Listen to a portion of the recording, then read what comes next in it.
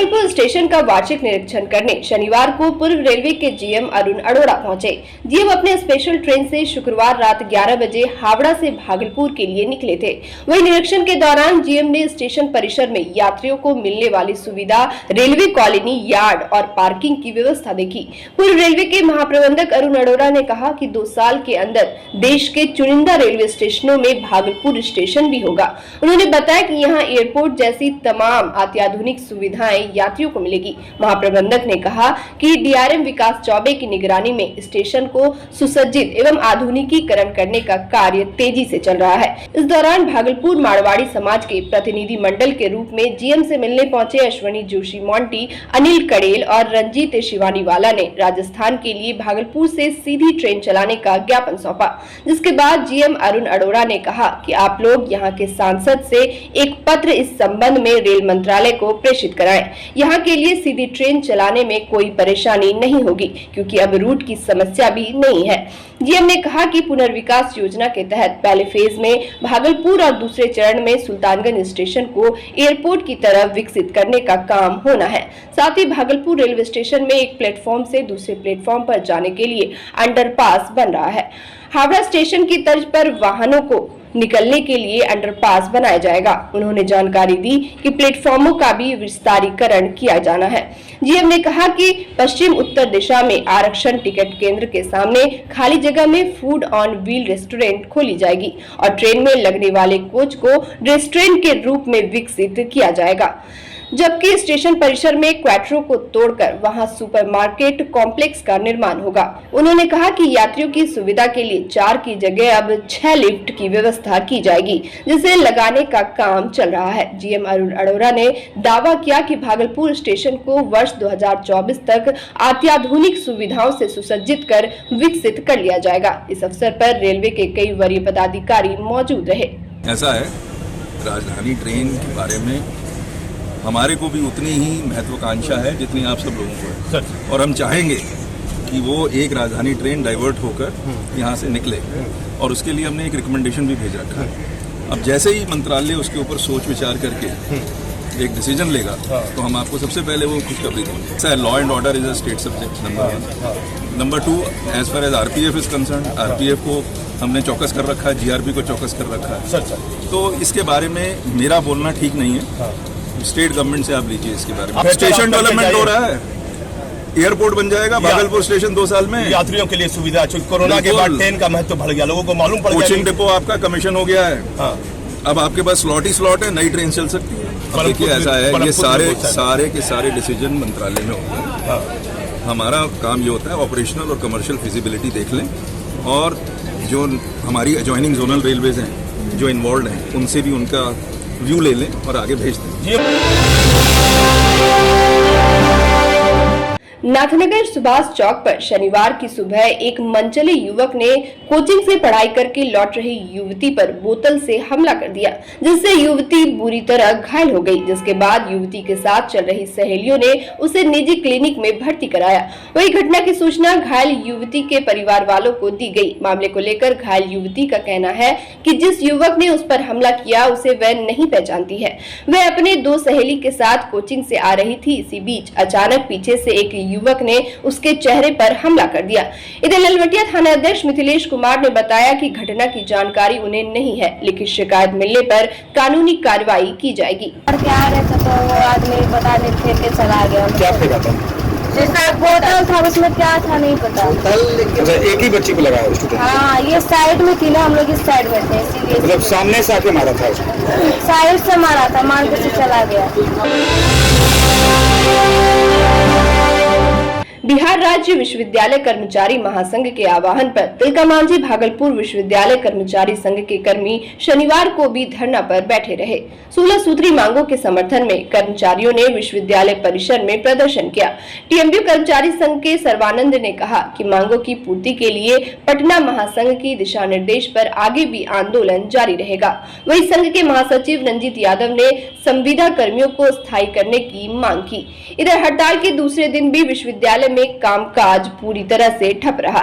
बता दें कि आए दिन भागलपुर यूनिवर्सिटी में इस तरह के हड़ताल और प्रदर्शन देखने को मिलते हैं, जिससे जरूरी काम से आए छात्र छात्राओं को लौट कर जाना पड़ता है। इधर कल रविवार होने की वजह से अब विश्वविद्यालय का कामकाज सोमवार से शुरू होगा। लगातार 3 दिनों तक विश्वविद्यालय बंद रहने की वजह से छात्र छात्राओं को काफी समस्या हो रही है। पूरे बिहार में बिहार राज्य विश्वविद्यालय कर्मचारी महासंघ के आह्वान पर 2 दिनों का सामूहिक अवकाश दिया गया है और उसी के तहत कर्मचारी विभिन्न मांगों के लिए धरना पर बैठे हुए हैं। क्या मांग है? कर्मचारियों की मुख्य मांगे यह है कि जो विश्वविद्यालयों में जो सीनेट एक बॉडी है, सीनेट बॉडी में अब तक शिक्षक कर्मचारी का एक ही प्रतिनिधि चुन करके आते हैं, जिसमें हम लोगों का डिमांड है कि कम से कम चूँकि एक कर्मचारी एक सदस्य रहने के चलते जो हम लोगों की मांगे होती है वो सीनेट में जोरदार ढंग से नहीं उठाया जा सकता है। इसीलिए हम लोगों ने मांग रखी है कि कम से कम शिक्षक कर्मचारियों का 5 प्रतिनिधि 5 सदस्य होना चाहिए सीनेट में, ताकि कर्मचारी की मांग को, कर्मचारी के हक को सिंडिकेट में सही ढंग से उठाया जा सके मजबूती के साथ। इसके अलावा मांग यह है कि शिक्षक कर्मचारियों का जो 195 के बाद जो लोग नियुक्त हुए हैं उन्हें NPS योजना में शामिल कर दिया गया है, जिससे कि कर्मचारियों में काफ़ी रोष है और कर्मचारियों को काफ़ी आर्थिक क्षति भी हो रही है। उससे जो पुरानी पेंशन नियमावली थी, जो पुरानी पेंशन व्यवस्था थी, उस व्यवस्था को लागू किया जाए। इंग्लिश विषय की पढ़ाई के लिए पूर्वी बिहार में विख्यात एकलव्य इंग्लिश कोचिंग अपने स्टूडेंट के बीच हमेशा विभिन्न शैक्षणिक कार्यक्रम करता है। इसी कड़ी में भागलपुर सराय स्थित एकलव्य इंग्लिश कोचिंग सेंटर इस बार स्टूडेंट के बीच कौन बनेगा बाहुबली प्रतियोगिता आयोजित करने जा रहा है, जिसको लेकर तैयारी चल रही है। संस्थान के डायरेक्टर संतोष कुमार ने बताया कि सुपर चैलेंज टेस्ट 151 8 नवंबर से शुरू होगा, जिसके तहत 45 दिनों तक 12वीं के छात्र छात्राओं को ऑफलाइन और ऑनलाइन माध्यम से क्रैश कोर्स कराया जाएगा। इसके बाद फाइनल टेस्ट लिया जाएगा। वही फाइनल क्रैश कोर्स के रिजल्ट में जो भी प्रतिभागी 1 से 151 तक रैंक में आएंगे, उन्हें एकलव्य इंग्लिश की ओर से आकर्षक उपहार दिया जाएगा। बैच 1 घंटे के लिए चलाया जाएगा, जो सुबह 6 से 10 बजे तक चलेगा और शाम में 3 से 5 बजे तक कक्षा होगी। वही संस्थान के गौरव कुमार, सौरभ कुमार और शुभम कुमार ने बताया कि एकलव्य इंग्लिश 12वीं की पढ़ाई करने वाले छात्र छात्राओं के लिए 100% सफलता की गारंटी के साथ हिंदी और इंग्लिश का नोट्स पुस्तक के रूप में लेकर आया है, जिसे छात्र अपनी सुविधा के अनुसार सेंटर से आकर ले सकते हैं। निदेशक संतोष कुमार ने बताया कि स्टूडेंट्स की सहूलियत के लिए हम लोगों ने काफी मशक्कत के बाद एग्जाम कैप्सूल नाम से हिंदी एवं इंग्लिश के व्याकरण के साथ 100 नंबर का नोट्स बुक्स की शक्ल में तैयार किया है, जिसकी मार्केट में काफी डिमांड है। उन्होंने कहा कि इसे पढ़ने के बाद 12वीं के छात्र आसानी से एग्जाम में सफल होंगे।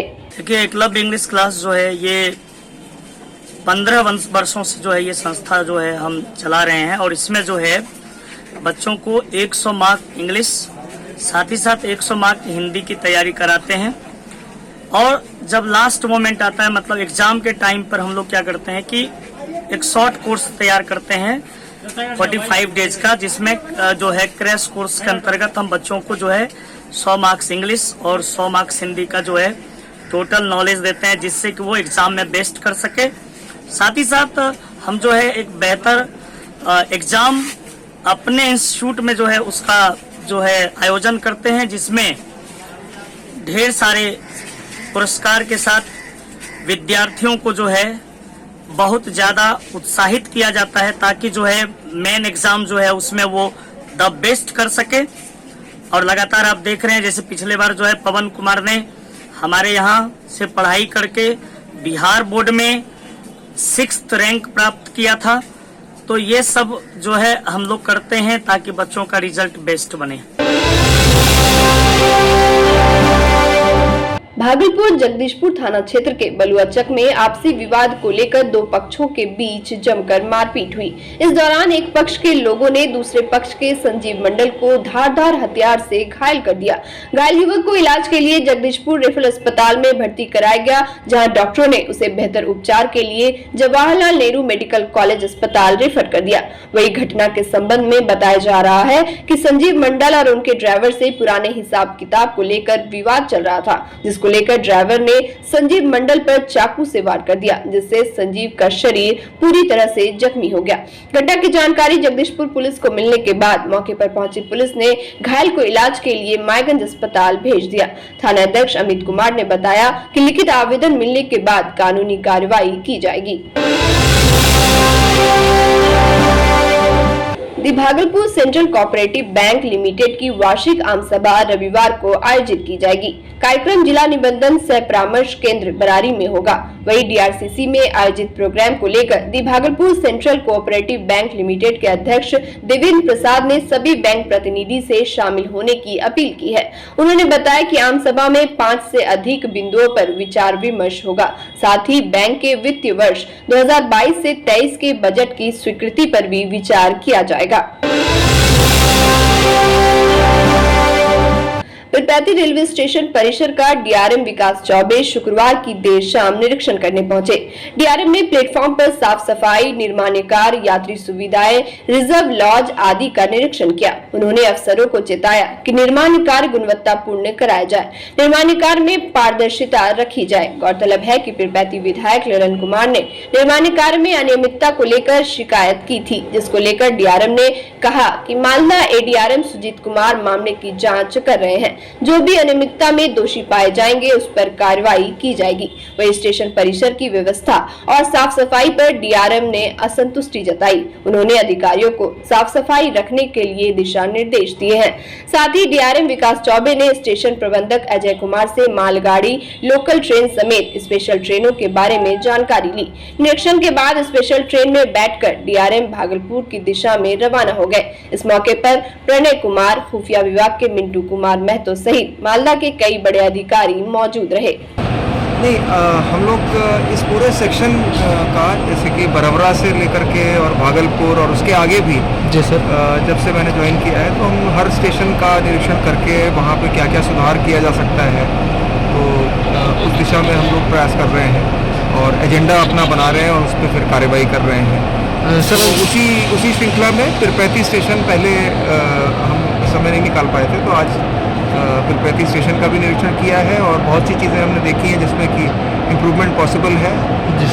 उसके लिए टीम गठित की जाएगी और जो आइटम हम लोगों ने एजेंडा में बनाए हैं उनके ऊपर कार्य किया जाएगा। ये अगर यहाँ से लोकल सप्लाई का इशू है या ये यहाँ पे दूसरा कोई इशू है, क्योंकि इस समय तो जब मैं आया हूँ तो मुझे लाइट का ऐसा कोई विशेष इशू नहीं दिखा है। हाँ, एक आध जगह कुछ इम्प्रूवमेंट किया जा सकता है, उसके ऊपर हमने ध्यान केंद्रित किया है जी। बट अदरवाइज तो लाइट का कोई इशू इस समय नहीं दिख रहा है, बट आप अगर कह रहे हैं तो उसके ऊपर भी ध्यानपूर्वक देखा जाएगा।